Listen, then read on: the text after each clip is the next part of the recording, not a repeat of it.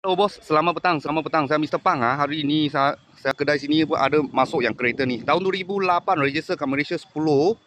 Toyota Viewfire 2.4 punya. Jack ah. Ini Jack. Okey, Jack 2 view saja. Lepas tu 2 power door, power boot dah ada. Okey, kereta ni satu owner. Satu owner ah. Harga jual 52,800 kalau cash lah. 52,800 dalam macam ni. Okey, dia dalam tak ada leather lah. Sebab Jack paling low spec. Okey. Ini selalu ada crack mah, tapi ini tak ada. Kita sudah buat. Okey, dia cover sini ya. Warna bukan macam ni punya. Biasa dulu warna macam ni. Tapi sudah tukar lah dulu punya owner. Okey. Satu set steering tak ada tukar saja. Okey, tapi pintu pun warna macam ni.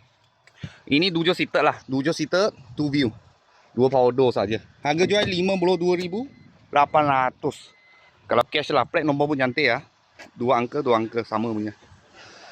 Okey, satu owner kereta ni. Kalau lu kedai boleh muka 25,000.